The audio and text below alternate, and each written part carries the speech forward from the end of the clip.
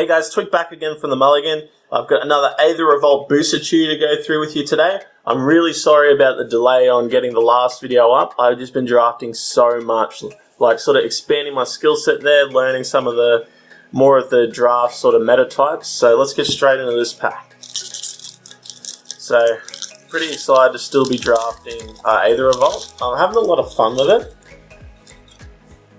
So first up, off the top there, we've got Chandra's Revolution. So it's a common 4-drop, 3 and a red, sorcery speed. Chandra's Revolution deals 4 damage to target creature, tap target land. That land doesn't untap during its controller's next untap step. So if you know that they're going to try and drop something big on turn 5, can cast this on turn 4 to keep them off it. Can also lock down multiple mana types. So if they're in 3 colours and they've only got one sort of black land out, for example, you can tap that black land and then they're not going to have access to it in their next turn. So not a bad card there. So this one's been really big for blue players. Metallic Rebuke. It's a 3-cost instant speed spell, 2 colourless and a blue, has improvise, so you can tap your artifacts to help pay for this one. Counter target spell unless its controller pays 3. So the best part about this, you can leave a couple of artifacts in defense and leave 1 blue mana up, and boom, you can counter any spell unless the opponent pays 3. So when you know they're on curve to hit their big drop in draft, keep this one up. All you've got to do is keep that 1 mana and 2 artifacts up, or 3 mana if you have to. Boom, counter that spell. Next up, another sort of all-star draft at the moment is Dawnfeather Eagle. So it's a flying 3/3 for 5, but when Dawnfeather Eagle enters the battlefield, creatures you control get +1/+1 and gain vigilance until end of turn. So this thing is just insane with those sort of white aggro decks, white-red aggro decks. It just buffs the creatures up, they get in, and you can keep them back in defense with that vigilance mechanic. Very nice card there. Next up, we're looking at Resourceful Return. It's a sorcery speed 2-drop, colourless and a black. Return target creature card from your graveyard to your hand. If you control an artifact, draw a card. So definitely don't write this one off, guys. If you're in black and you've got a good bomb, definitely look at taking this one a little later, because then if they sort of have an answer or a counter to your bomb for your deck, you can get him right back. And if you control artifacts as well, drawing a card and just replacing itself on top of that is just fantastic. So next up, we've got Druid of the Cow.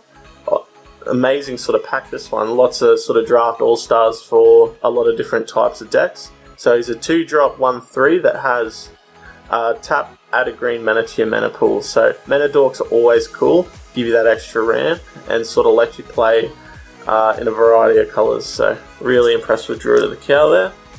Next up, we've got Ali Strangler. So I really like this card a lot. Probably doesn't see as much play, but can sort of understand why. He's a 3-drop, 2 colourless and a black. He's a 2/3 with Menace. So the Menace mechanic is fairly underrated, at least in my local game store.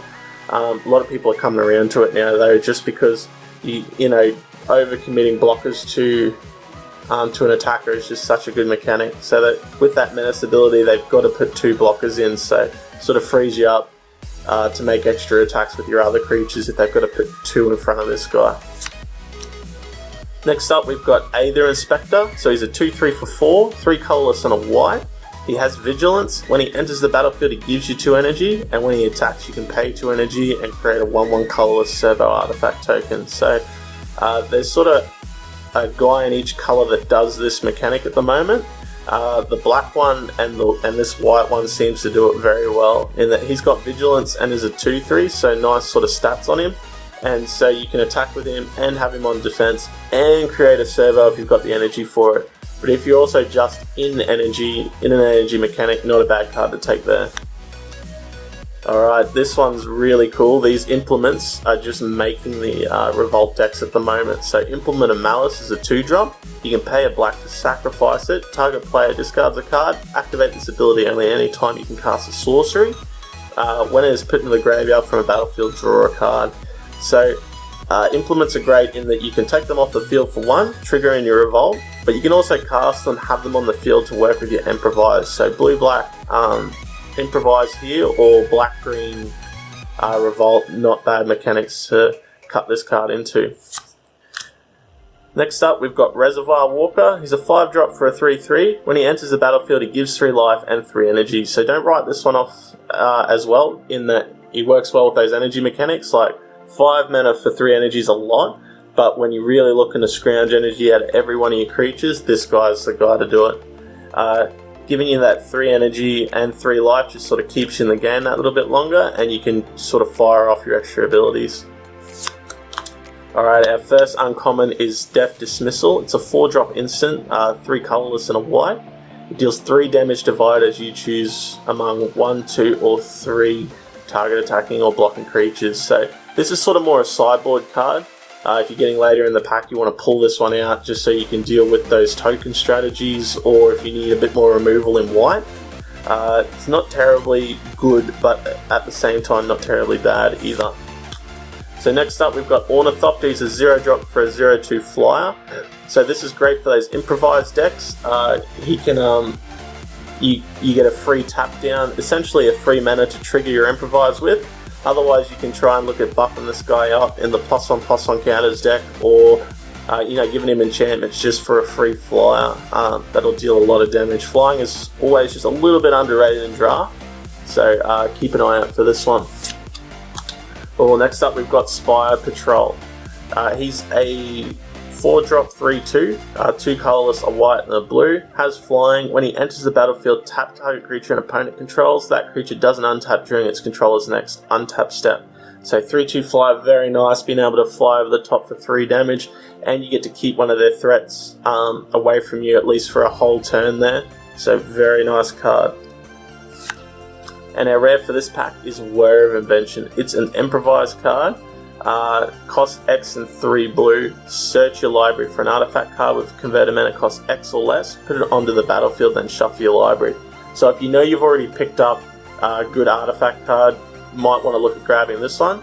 Obviously only if you want to jump into blue, because that 3 blue mana is going to be pretty tricky if you're going to go into 3 colors for it. If you're already sort of in blue, you want to grab Whir of Invention, but probably wouldn't be my first pick there. And we do have a foil for this pack. It's Mobile Garrison. It's a 3-drop 3/4. Whenever Mobile Garrison attacks, untap another target creature, another target artifact or creature you control. Has crew too, so you crew into him, get aggressive with him, and then untap the thing that crews him if you like. Otherwise, if you've got other attackers, you can also untap those to keep them back on defense there. And we've got a mountain and a servo token. Hey guys, my pick for this pack is going to be Spire Patrol. Now, honorable mention to Druid of the Cow. There's nothing like having a mana dork. It's a 10 out of 10 card. Just going for something that would suit my playstyle a bit here, and something that you'll see less of being in the uncommon slot. Now, the best thing about Spire Patrol is it has flying. So this not only makes it harder to block, but also sort of harder to deal with overall. Do they waste a removal spell dealing with something that deals them 3 damage a turn?